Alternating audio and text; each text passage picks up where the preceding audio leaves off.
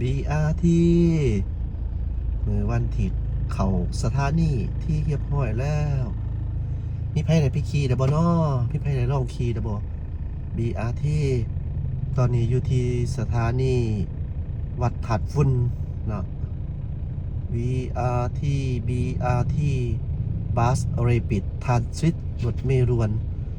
ของประเทศลาวงามได้เจ้าก็งามอีหลีเด้สีเหลืองใช่ไหวนี่ BRT ห้ามเขาแล้วเด้อเพิ่นห้ามเลยเด้อเพิ่นบ่อนุญาตให้เขาแล้ว BRT เด้อเนาะเห็นบอกว่ามือก่อนนะรถบรรทุกสูงๆเฮ็ดจะได้ไปเขาแล้ว BRT มันกระตั้มซะนะบ่โอ้ยแนวเพิ่นห่วงเพิ่นห้ามก็อย่าเขาหั่นนะนี่มาอีกละมาเห็นเจอกันอยู่นี่อีกแล้วเอ้าโอ้งามเลยเนาะสีสันว่าถ้าได้ทดลองขี่จักเทื่อสิลองขี่เบิ่งจักเทื่อนึงยอมรับว่างามสีนี่งามสิ่งสำคัญเป็นรถไฟฟ้าเนาะบ่กินน้ำมัน บ่กินน้ำมันสบายดีเสาร์วันอาทิตย์จ้ะท่านผู้ชมตอนนี้เฮามาเห็นขี่ไปขี่มาได้มาเห็น BRT ก็ได้สิเอามาฝากมาตอนให้ท่านผู้ชมได้เห็นอยู่ที่แถวสถานีวัดถาดฝุ่นเจ้านี่ตอนนี้เขาก็สิไปท่าเดียวก็เพิ่น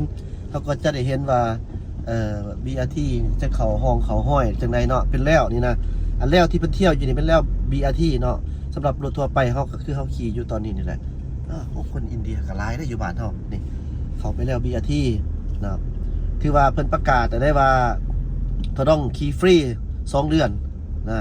และนอกจากนั้นก็ถือว่าผู้ใดที่ว่าใช้รถใช้ถนนเนี่ยต่างๆนี่แม่นว่าบ่ให้ใส่ห่วมว่าซั่นซะแต่เพิ่นก็มีกำหนดเวลาอยู่ได้เจ้ามีกำหนดเวลาว่าโมงใดที่ให้เขาสามารถเขาใส่ได้สุครั้งสุคราวอย่างนั้นนะก็จะประมาณนั้นนี่เนาะประมาณนี้เจ้า BRT เอาคือว่าสิออกมานอก เดี๋ยวออกนอกแล้วไอ้ BRT โอ้มันพ่อเพิ่นบ่เนาะหรือว่าอะไรเนาะนี่เจ้าเอาขี่ฟรีเนาะ2 เดือนเด้อเจ้าทดลองเบิ่งเห็นคนหนึ่งขี่อยู่ตอนนี้วันอาทิตย์แน่เด้นี่มาจุดขอบเขตนี่เป็นสถานีตลาดเช้าเด้อเจ้าโอ้คักแท้นี่ในส่วนนั้นมันแพงจังซี่นี่นะเจ้าก็ลองมาขี่เบิ่งเด้อเพิ่นให้ขี่ฟรีเนาะบ่มีคนขี่นะเจ้าวันอาทิตย์แน่เด้เนาะเขาเจ้าพักเวียกพักงานนะสำหรับเป็นไผที่มีเฮือนซ่านอยู่ใกล้กับเส้นทางใหญ่โดยเฉพาะแม่นมีจุดประสงค์ว่าจะไปไสจะไปตลาดเช้าจะสิมาตลาดเช้าจังซี่นี่นะเป็นไผจะมาตลาดเช้าเป็นไผจะมีเฮือนอยู่แถวดงโดกใกล้สถานีต่างๆจังซี่ก็ถือว่าไปได้เนาะมันก็โอเคเหมาะสมBRT ดวงไฟแดงนี่ BRT บ่ทันได้เปิดไฟเขียวเถื่อเลยนี่ BRT นี่แม่นหนองคายเวียงจันทน์พัฒนาข้างงามขึ้นหลายเด้เนาะเจ้า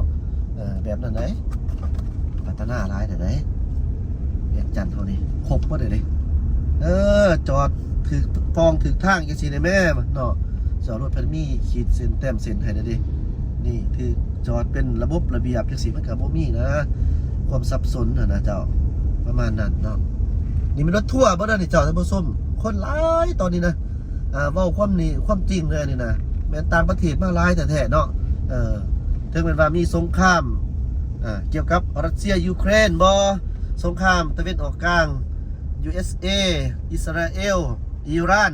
เนาะก็อย่าแต่ว่าบางคนเขาเจ้าก็คือสิแบบเมื่อยแบบมาเที่ยวบ้านเฮาหลายนี่เจ้าท่านผู้ชมวันนี้มาอัปเดตเป็นโครงการอีกนี่คือว่าเป็นโครงการที่เพิ่นกำลังสร้างอยู่ตอนนี้นะแม่นเฮ็ดอยู่นี่แหละบ่อยู่บ่เซาตอนนี้นี่เนาะเจ้าเฮ็ดอยู่บ่อยู่บ่เซาเด้อจังซี่ล่ะบ่เนาะสัมปทานตอนดินไปยังต่างๆแล้วเฮ็ดสร้างให้มันมีผลประโยชน์ใส่ซอยให้เกิดขึ้นแท้โอเคนี่เจ้าโอ้อยู่แถวขอบเขตข้างทางถนนอย่างของคูเวียงนี่นะถือว่าโครงการนี่หลายนี่เจ้าท่านผู้ชมนี่เห็นบ่เห็นนำกันเนาะโครงการหลายเจ้าพัฒนาหลายเส้นนี่มีตึกอาคารเกิดขึ้นใหม่เป็นอีกถนนเส้นนึงที่ว่ามีความแออัดทางด้านการก่อสร้างแออัดนี่ก็บ่ได้หมายความว่า จนไปบ่เป็นบ่แม่นเนาะอัดแบบมีสิ่งปลูกสร้างที่ทันสมัยหลายหั่นน่ะเจ้าโอ้วันนี้เฮาได้เห็นหลายๆอย่างแล้วเจ้าเห็นหลายๆอย่าง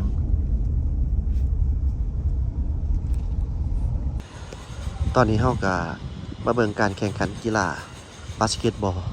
แต่ว่าเก็บภาพบรรยากาศมาให้ท่านผู้ชมได้เบิ่งโครงการก่อสร้างตึกอาคารที่สูงที่สุดในประเทศลาวถ้าหากถูกสร้างขึ้นสำเร็จเนาะที่ว่าเป็นโครงการที่ค่อนข้างตึกใหญ่สูงเนาะมีจำนวนทั้งหมดนี่ถึง48ชั้นเนาะ48ชั้นรวมทั้งชั้นใต้ดินฉะนั้นก็จะเป็นแลนด์มาร์คอีกแห่งหนึ่งของนครหลวงเวียงจันทน์ถามว่าตึกสูงนี่มันมีผลประโยชน์อะไรในส่วนนี้มันเหมาะสมบ่กับประเทศลาวมันก็เว้าเรื่องความจำเป็นนะจ๊ะท่านผู้ชมเพราะว่าดินดอนตอนหญ้าอยู่ในตัวเมืองนี่เดี๋ยวนี้มันก็เริ่มยับแคบเข้ากันเนาะทั้งที่ว่ามันกว้างอยู่แต่ว่ามันแคบเนื่องจากว่ามีสิ่งปลูกสร้างหลายฉะนั้นดินดอนตอนหญ้านี่ก็ซอกยากเนาะคันมีเงินหลายๆก็ซอกง่าย ฉะนั้นก็จำเป็นต้องได้สร้าง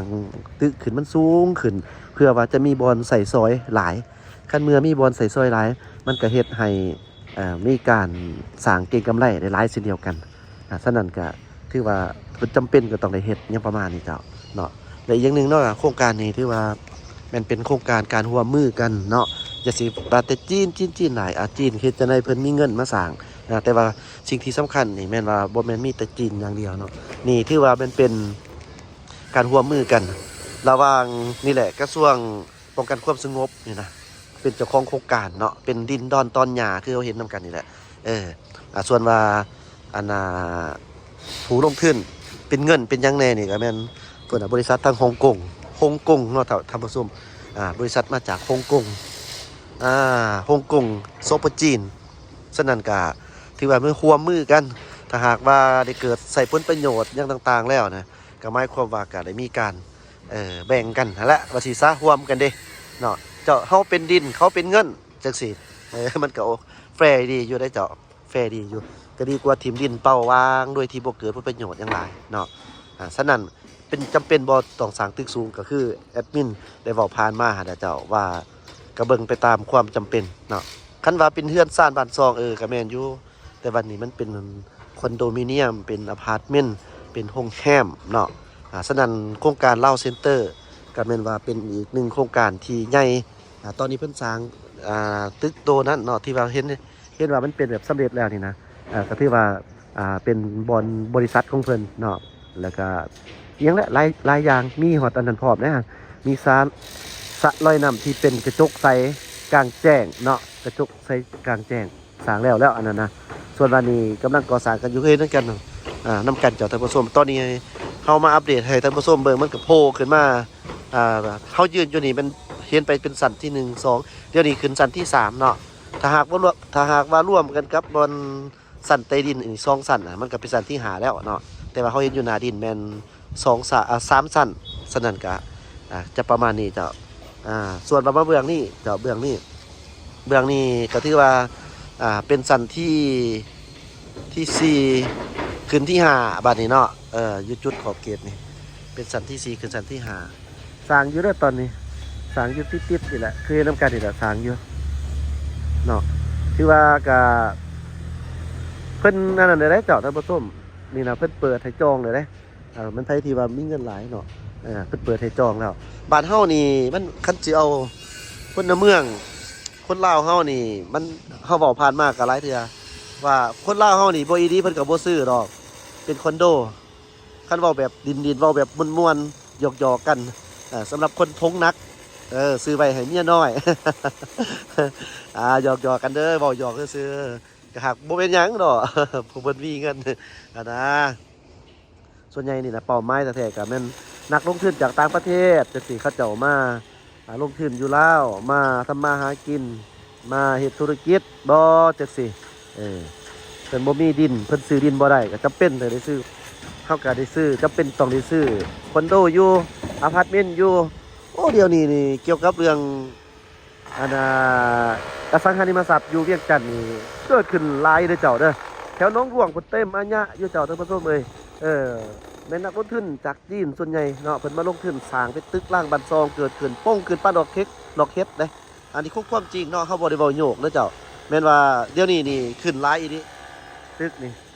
แอดมินว่าฮอดปี2030นี่เวียงจันทน์เฮานี่ก็จะเปลี่ยนโฉมคักเปลี่ยนโฉมแน่แหละมันจะกลายเป็นเมืองที่ทันสมัยแบบว่ามีตึกล่างบันซองทุงสำหรับผู้บ่มักก็คือเว้าแหละเฮามีสิทธิ์ซื้อดินได้นี่คือแอดมินจังซี่นี่เนาะสมมุติว่าแอดมินนี่ก็มักอยู่ดินที่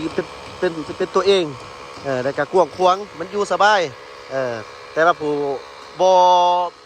มีเงิน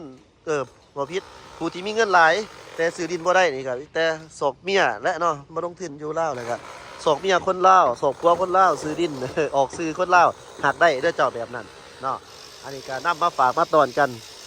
สำหรับโครงการก่อสร้างตึกลาวเซ็นเตอร์เนาะเป็นตึกที่จะมีความสูงที่สุดที่ว่าโรงแรมราชวงศ์เป็นห้องถ้าหากว่านี่สร้างขึ้นแล้วเนาะแล้วต่อไปแอดมินก็มั่นใจตื่มอีกว่าถ้าหากว่าอีกประมาณ100 ปีตึกนี่ก็สิเป็นตึกที่บ่สูงที่สุดอีกขั้นสร้างแล้วเพราะว่าจะมีตึกเขามาแทนอีกนะเจ้าฉะนั้นก็ฝากไว้เจ้าท่านผู้ชมนี่ก็ถือว่าเป็นเรื่องเล่าวที่พัฒนาอยู่บ้านเฮาเนาะถ้าหากว่ามักก็อย่าลืมนะเจ้าช่วยกด Subscribe ติดตามส่องแอดมินแน่ขอบใจ